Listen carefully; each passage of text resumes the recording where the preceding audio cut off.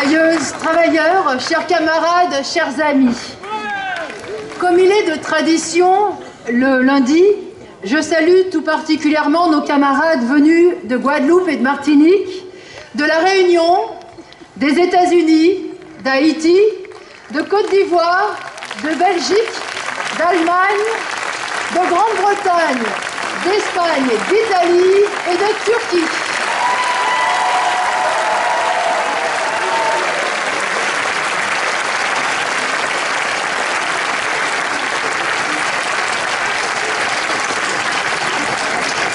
Notre fête n'est pas seulement celle de lutte ouvrière, mais aussi celle de l'Union communiste internationaliste, notre tendance internationale, car notre classe n'est pas seulement le prolétariat de France, mais le prolétariat mondial.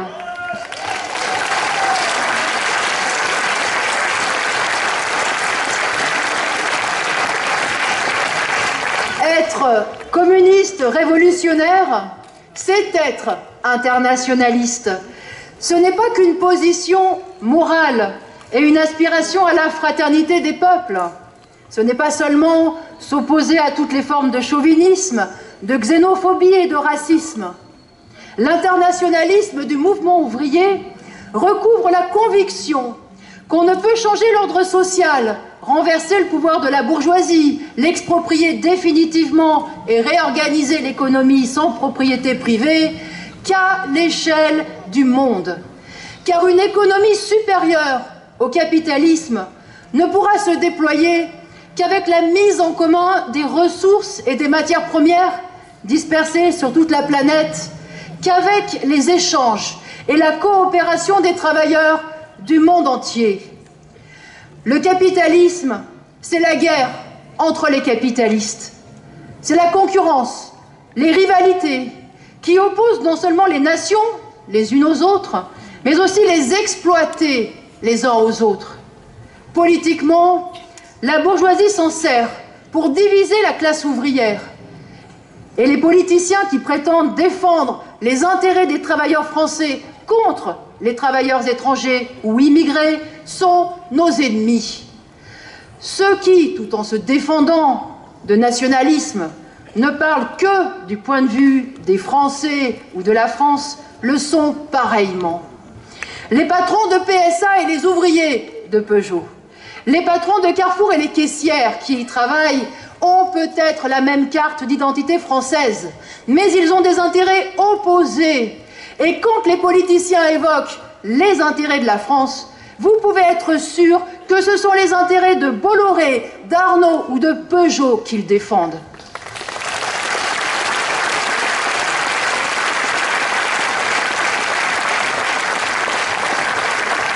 Quel que soit son pays, sa langue ou sa culture, quand on appartient au monde du travail, on a en commun d'être dépendant des décisions prises par le patronat, d'être confronté à la lutte de classe, à l'exploitation et au parasitisme de son travail par le capital. Au sein d'un même pays comme la France, de l'ingénieur à la femme de ménage intérimaire, en passant par celui qui est plongé dans le chômage, la classe ouvrière regroupe des femmes et des hommes qui vivent des réalités bien différentes. C'est vrai, à plus forte raison à l'échelle internationale. Ce n'est pas pour rien que la France fait figure d'Eldorado pour les mineurs marocains de Gerada, pour les journaliers maliens ou pour les ouvrières du Bangladesh. Combien même les candidats à l'exil savent qu'en France, ils ont toutes les chances de finir ouvriers dans le bâtiment ou balayeurs. Mais au-delà des différences de la condition ouvrière, et malgré le poison nationaliste abondamment distillé, tous appartiennent à la classe ouvrière. Une classe internationale, aux mêmes intérêts et aux mêmes combats. Alors, plus que jamais, nous faisons nôtre le mot d'ordre de Marx et d'Engels, prolétaires de tous les pays, unissez-vous.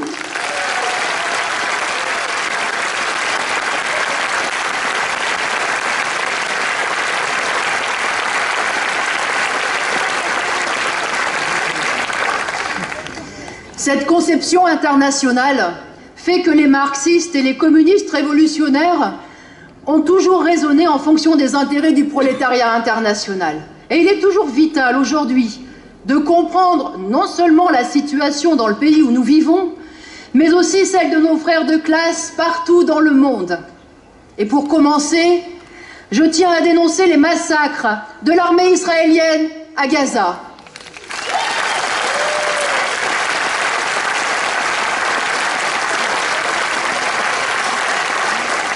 Qui n'a pas été révolté par les images de lundi dernier?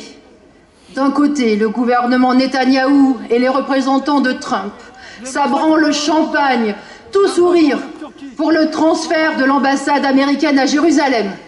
De l'autre, le cri désespéré d'une jeunesse condamnée à vivre dans une prison à ciel ouvert et qui se fait abattre froidement par les snipers d'une armée suréquipée. Il y a eu, rien que cette journée-là, 60 morts et 2400 blessés à Gaza. Et qu'a déclaré le gouvernement français? Qu'il dénonçait les violences. Les mots sont choisis pour ne pas parler des crimes et du terrorisme d'État d'Israël. Mais c'est une réalité qui restera inscrite dans la chair des milliers de blessés et qui l'est déjà à Gaza, détruite aux 3/4 par la guerre de 2014 et asphyxiée par un blocus sans fin.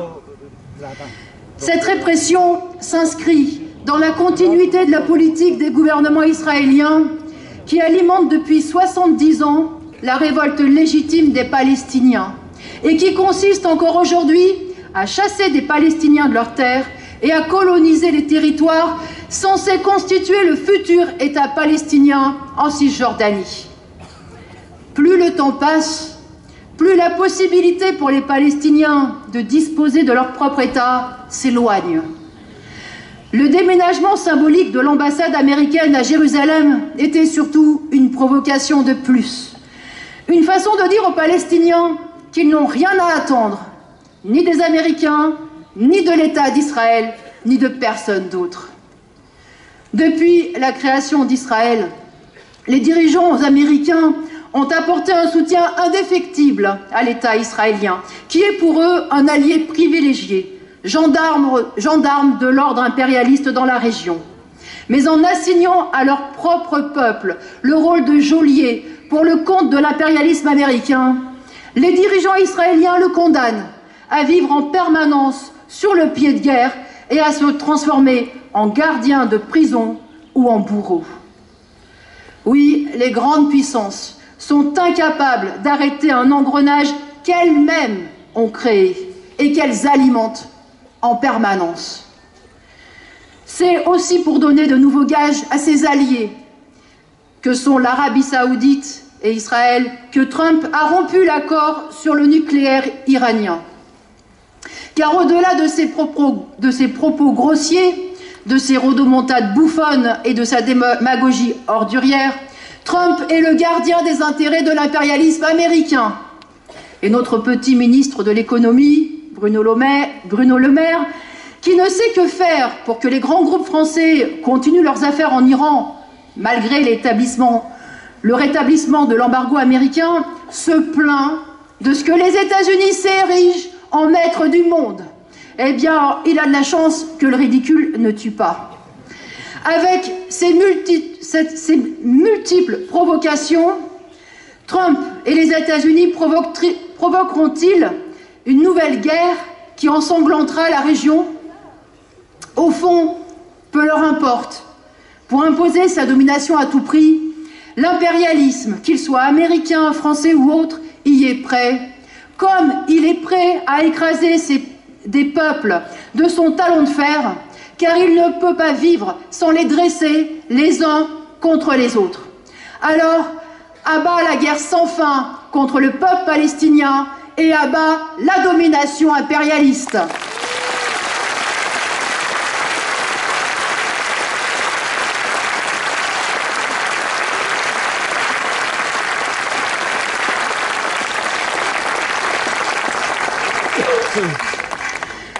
La domination du capitalisme a déjà coûté 2 guerres mondiales à l'humanité. Et depuis la Seconde Guerre mondiale, les armes ne se sont jamais tues. Alors que les dirigeants américains ou européens se vantaient de promouvoir la paix et la démocratie, De l'Indochine à l'Algérie, ils menaient les guerres coloniales, découpaient la planète en zones d'influence, mettaient en place les régimes qui leur garantissaient le pillage d'une région. Ils multipliaient les interventions militaires à des milliers de kilomètres de chez eux pour préserver leurs intérêts. Et cela continue, comme en témoignent les derniers bombardements des États-Unis, du Royaume-Uni et de la France sur la Syrie. Les grandes puissances s'autoproclament toujours les gendarmes du monde, et c'est toujours par les armes qu'elles s'imposent, qu'elles fassent jouer leur propre armée ou qu'elles interviennent par armée ou milice interposée. Depuis l'effondrement de l'Union soviétique, l'ennemi numéro un a pris successivement le nom de Saddam Hussein, de Ben Laden, de Kadhafi, puis de Daesh, qui brandit pour bannière de ralliement le terrorisme islamiste. Qu'une idéologie aussi moyenâgeuse et réactionnaire ait réussi à attirer de jeunes combattants des quatre coins de la planète juge de l'épuisement moral et politique dans lequel est plongée la société capitaliste. Mais qu'ont apporté les dernières interventions des pays impérialistes? Depuis 2003, les principales villes d'Irak, de Libye et de Syrie ont été littéralement détruites. Alors que cette guerre fut prétendument engagée contre le terrorisme, ce n'est plus que désolation, misère et souffrance, les terreaux sur lesquels prospèrent justement les milices terroristes. Pour intervenir en Afghanistan contre les talibans, les États-Unis avaient mis en avant les droits des femmes. Aujourd'hui, à Kandahar ou Kaboul, les femmes, y sont-elles plus libres? En Irak et en Libye, il s'agissait de défendre les droits de l'homme. Les bandes armées y font leurs lois. Les camps de torture, les cas de travail forcé et même l'esclavage progressent. Et les puissances européennes ferment les yeux et elles payent. Tant que les milices libyennes empêchent les migrants de traverser la Méditerranée, comme le faisait Kadhafi. Le capitalisme est venu au monde, suant la boue et le sang par tous les pores, disait Marx. Il se survit de la même façon. Les peuples opprimés peuvent changer de nom. Il arrive même que de victimes, certains peuples se transforment en bourreaux, mais l'oppression reste. Car le capitalisme ne se maintient qu'en dressant les peuples les uns contre les autres. Derrière ce que l'on nous présente comme des conflits ethniques ou religieux, il n'y a pas à gratter beaucoup pour trouver l'héritage, voire la main de l'impérialisme. Et en Afrique, en Côte d'Ivoire, au Rwanda ou au Mali, c'est la main de l'impérialisme français qui s'agite. La classe ouvrière n'est pas en situation aujourd'hui d'empêcher les manœuvres et autres guerres de brigandage que leurs dirigeants prétendent mener en son nom. Mais son intérêt politique est de le dénoncer. Nos exploiteurs ne deviennent pas nos amis lorsqu'ils envoient des troupes pour assurer le pillage de leur ex-colonie. Alors, à bas les interventions françaises, troupes françaises hors d'Afrique.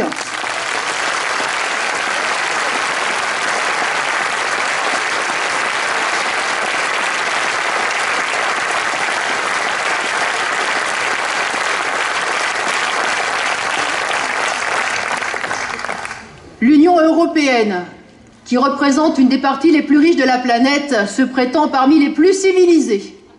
Mais elle n'a pas de leçon à donner. Poutine a fait du nationalisme grand russe, de la corruption et de l'assassinat d'opposants et de journalistes un mode de fonctionnement. Mais que dire des régimes autoritaires et réactionnaires hongrois ou polonais? Ils font non seulement de la démagogie anti-immigrée pour jouer sur les peurs, mais plus lourd de danger, ils attisent le nationalisme et les revendications territoriales dans cette région de l'Europe de l'Est où les frontières nationales ont été maintes fois déplacées et où les peuples se sont mélangés, laissant coexister de nombreuses minorités nationales. Et on a vu en Ukraine avec quelle rapidité ces sentiments chauvins pouvaient être instrumentalisés pour le compte de telle ou telle grande puissance et conduire les peuples à servir à nouveau de chair à canon. État mafieux du genre de Malte, qui vend sa nationalité au plus offrant et dont le Premier ministre est soupçonné d'avoir commandité l'assassinat d'une journaliste trop curieuse. paradis fiscaux, démagogie nationaliste, montée de l'extrême droite. Derrière sa façade proprette, l'Union européenne charrie son lot de pourritures réactionnaires et de bombes à retardement.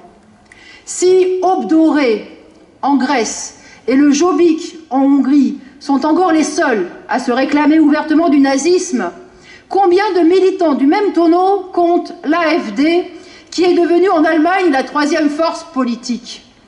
Combien en compte la Ligue du Nord, qui vient de se hisser au pouvoir en Italie à la faveur d'une alliance avec le mouvement 5 étoiles?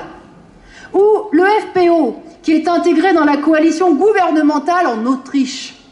Et c'est sans oublier ceux qui, en France, sont connus sous le nom d'identitaires et qui gravitent autour du Front National. Et le pire est à venir, car la réalité, c'est que l'économie est enlisée depuis des décennies dans une crise, et dans le chômage dont elle ne peut plus sortir. Et le désespoir croissant des masses populaires, qui ne voient pas le bout de cette évolution, conduit à des crises politiques plus ou moins aiguës. Ici, c'est le rejet croissant des partis politiques, dont l'alternance périodique tenait lieu de vie démocratique. Là, c'est le repli sur soi, qui s'est exprimé au travers du Brexit ou au travers du nationalisme, comme c'est le cas en Écosse ou au sud des Pyrénées, avec la montée du nationalisme catalan. Partout où l'on porte son regard, on voit des forces qui militent pour un retour en arrière sur le terrain moral, social, sociétal. La vision nationaliste, consistant à analyser telle ou telle situation à l'échelle nationale et à chercher des solutions pour son propre pays, est complètement dépassée. Le capitalisme qui s'est déployé à l'échelle de la planète et n'a cessé de perfectionner les moyens de communication et de transport a fondu l'humanité et les exploité dans un sort commun. Masse paysanne, chassée des campagnes vers les villes pour se concentrer dans les bails industriels dès le XVIIIe siècle. Commerce triangulaire qui déracina plus de 10 millions de Noirs africains et les transporta aux Amériques. Colonisation du moindre coin et recoin de la planète par les premières puissances industrielles. En 1848, dans le manifeste communiste, Marx et Engels écrivaient « Poussés par le besoin de débouchés toujours nouveaux, la bourgeoisie envahit le globe entier.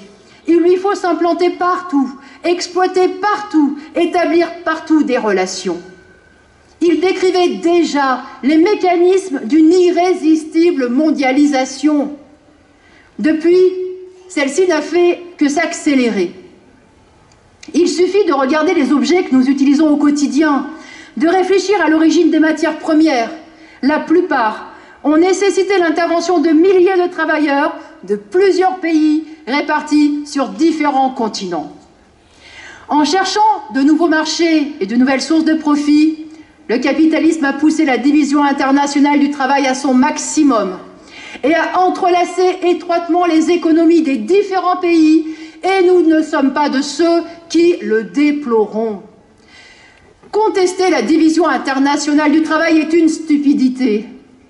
Elle accompagne toute l'histoire de l'humanité, parce qu'elle fait partie intégrante de la condition humaine. Elle s'impose aux hommes, comme s'impose la loi de la gravitation.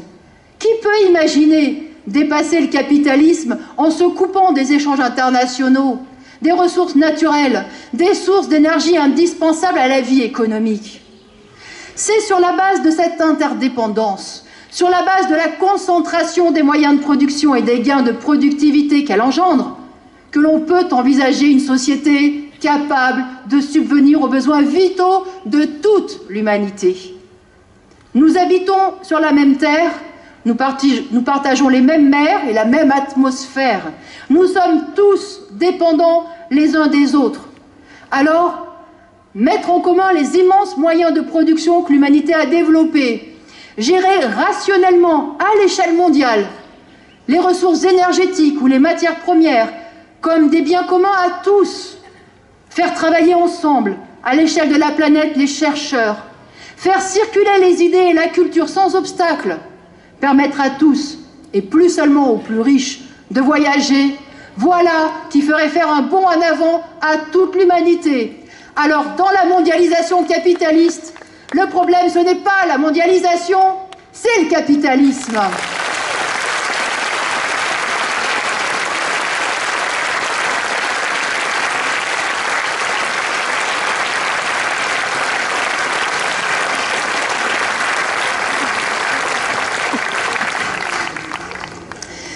La bourgeoisie a mondialisé l'économie à sa manière, sauvage, barbare.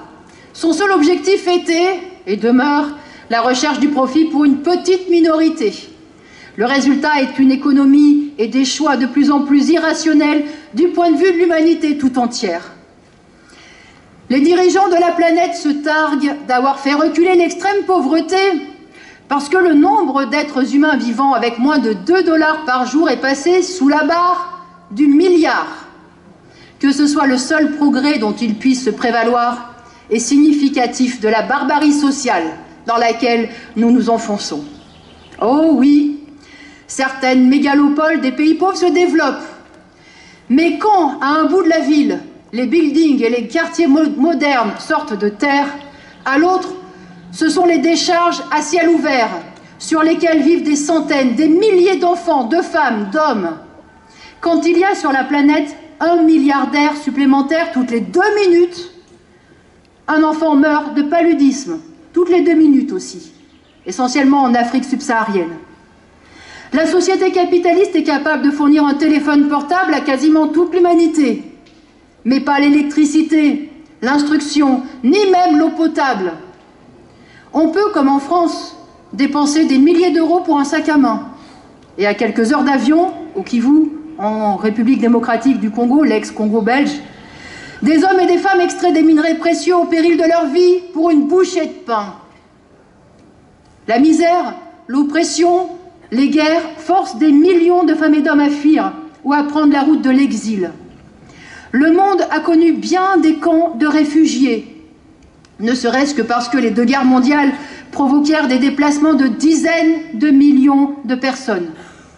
Aujourd'hui, à l'échelle du monde, il y aurait, au minimum, 65 millions de personnes forcées à l'exil, autant que la population de notre pays, et plus que le monde n'en a connu depuis la Seconde Guerre mondiale. Des millions de ces réfugiés sont dans des camps, certains depuis 50 ans ou plus, comme les Palestiniens, dont j'ai déjà évoqué le sort. Les réactionnaires de tout poil poussent des cris d'orfraie contre les quelques dizaines de milliers de Syriens, d'Afghans ou de Soudanais qui cherchent un refuge ici.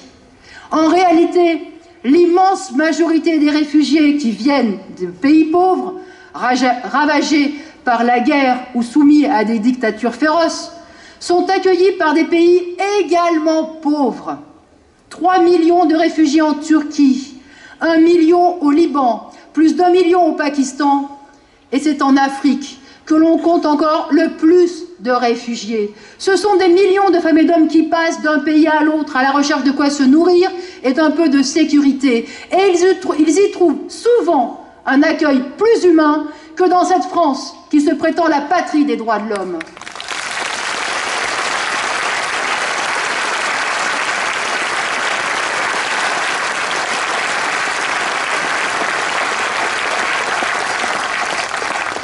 Comment qualifier autrement que de criminels la politique des grandes puissances qui, après avoir pillé, ruiné et contribué à semer guerre et terreur dans nombre de pays d'Afrique et du Moyen-Orient, refusent d'ouvrir leurs portes aux femmes et aux hommes qui ont fui les dévastations et les guerres?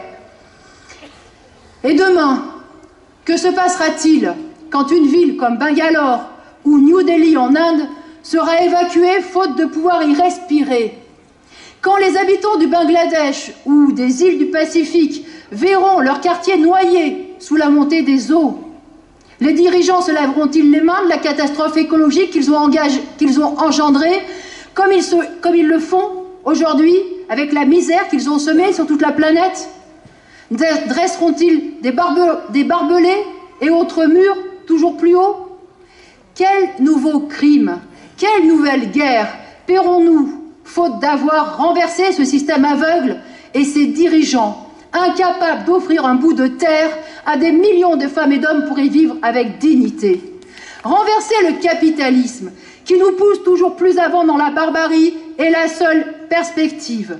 Mais aujourd'hui, d'un simple point de vue humain, il faut se battre pour la libre circulation de tous. Alors, à bas les expulsions, à bas l'Europe forteresse.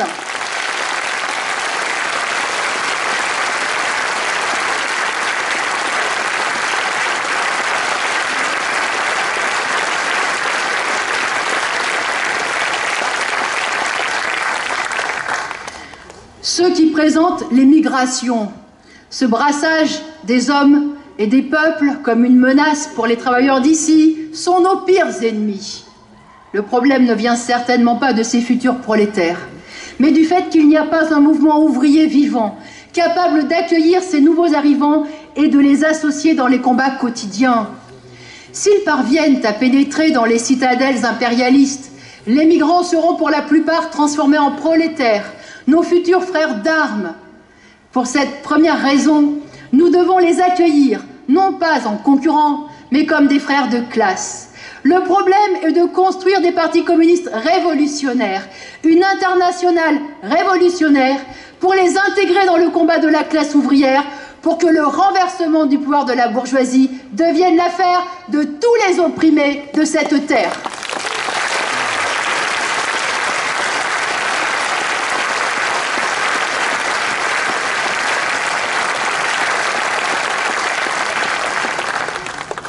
Le capitalisme est incapable de régler aucun des problèmes qui se posent à nous. Même une question aussi élémentaire que l'oppression des femmes ne trouve pas de solution. Pas même dans les pays les plus riches et pas même dans les milieux privilégiés qui nous sont présentés comme la crème de la crème.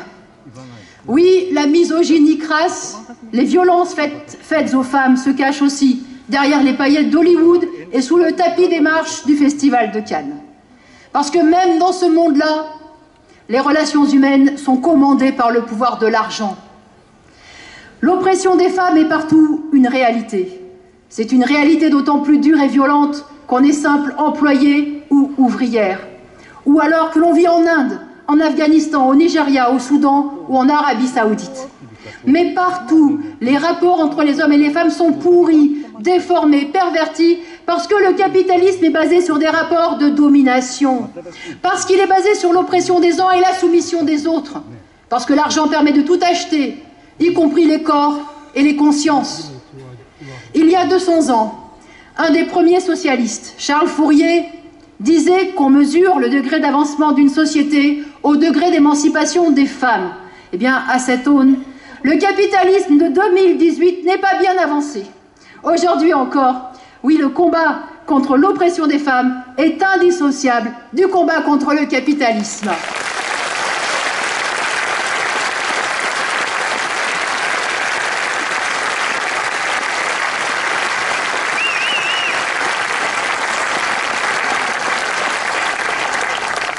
Je le redis, aucun des problèmes qui se posent à l'humanité ne peut être résolu à l'échelle d'un seul pays, que ce soit la crise économique, le sous-développement, les guerres ou la pollution. Mais la classe ouvrière, qui est une classe internationale, qui a les mêmes intérêts et doit mener partout le même combat contre la classe capitaliste, est capable de le faire. C'est si vrai que toutes les révolutions de masse, que ce soit la révolution bourgeoise de 1789, la révolution de 1848 ou encore les révolutions ouvrières qui ont éclaté au 19 ou 20e siècle ont été internationales. L'éclatement de la révolution russe de 1917, en pleine guerre mondiale, fut un coup de tonnerre pour le monde entier. Partie de Russie, la vague révolutionnaire se propagea en Finlande, en Allemagne, en Hongrie, en Italie, menaçant l'édifice capitaliste mondial. La crise de 1929 provoqua une montée ouvrière aux États-Unis comme en Europe, avec grève de masse et insurrection, que seul le fascisme, le nazisme, le franquisme, le stalinisme et la Seconde Guerre mondiale réussirent à étouffer. Après la Seconde Guerre mondiale, le mouvement d'indépendance des pays colonisés, qui fut pris en main par des dirigeants nationalistes, fut lui aussi un mouvement contagieux, dépassant les frontières. Et même si les événements de 1968 que j'ai évoqués hier n'eurent pas la profondeur d'une révolution sociale, ils s'inscrivirent, eux aussi, dans une vague de contestation qui s'exprima à l'échelle du monde. De Berlin à Mexico, en passant par Prague, Varsovie, Rome, Madrid et Barcelone, sans oublier les étudiants américains et japonais, partout, les universités furent le théâtre de luttes violentes et souvent prolongées. Des luttes contre la guerre du Vietnam, contre l'impérialisme, mais souvent aussi contre l'état plus général du système capitaliste. De la même manière que Macron ne voit pas les points communs entre les mécontentements actuels des cheminots, celui des personnels hospitaliers, des retraités et des étudiants, beaucoup prétendront que chacune de ces contestations de 1968 était spécifique. On peut disserter des heures sur les événements qui servirent de déclencheurs dans tel ou tel pays sans voir l'essentiel, sans voir que des deux côtés de ce que l'on appelait à l'époque le rideau de fer, à l'Est comme à l'Ouest, la jeunesse exprimait le même rejet, celui d'un ordre basé sur l'oppression et l'exploitation, celui d'un ordre basé sur la violence et la dictature. Que toute cette jeunesse se soit reconnue dans le combat du peuple vietnamien, dont la détermination à conquérir la liberté contre l'armée la plus puissante au monde n'était pas le fruit du hasard. Le peuple vietnamien résistait avec acharnement contre ce que ces jeunes haïssaient le plus, le militarisme et l'ordre impérialiste. Oui, les aspirations de la jeunesse et des travailleurs étaient les mêmes, et cela ne peut surprendre que les nationalistes. Les crises économiques, les guerres, où qu'elles éclatent, finissent toujours par se répandre et devenir l'affaire de tous, parce qu'aux discriminations et à l'oppression des uns fait écho celle vécue par les autres. C'est pourquoi dans ces années-là, Cassius Clay, alias Mohamed Ali, en soutien à la révolte des Noirs américains et à la mobilisation contre la guerre du Vietnam, avait déclaré, je le cite, « Je n'ai pas de problème avec les Viet Cong. Aucun Viet Cong ne m'a jamais traité de sale nègre. » Et c'est pourquoi...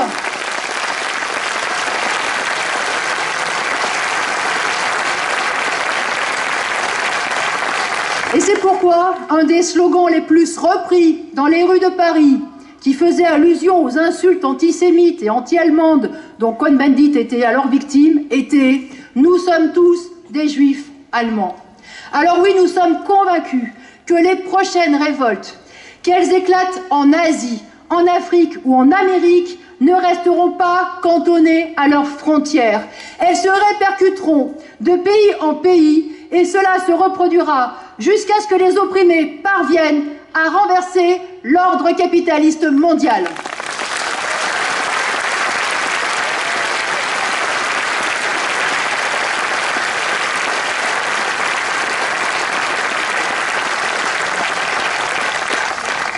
Pour faire régresser les forces et les comportements réactionnaires que l'on voit se déployer à l'échelle du monde, il faut bien sûr dénoncer, prôner une société plus solidaire, plus humaine, plus respectueuse de l'environnement. Cela, nous le ferons avec bien d'autres et nous trouverons bien des alliés.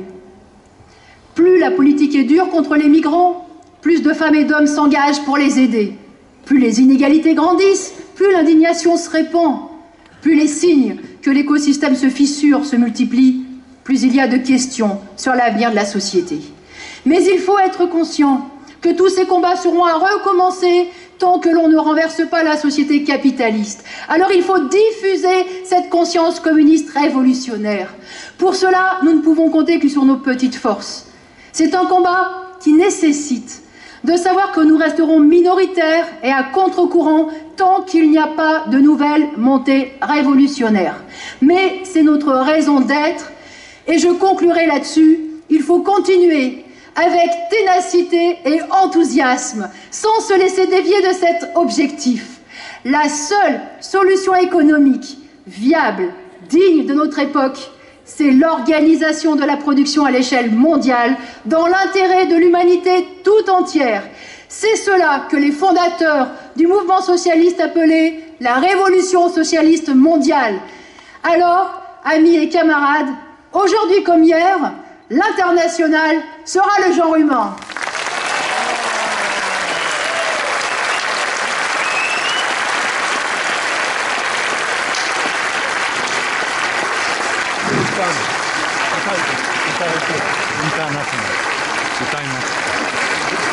Debout les damnés de la terre, debout les forçats de la faim.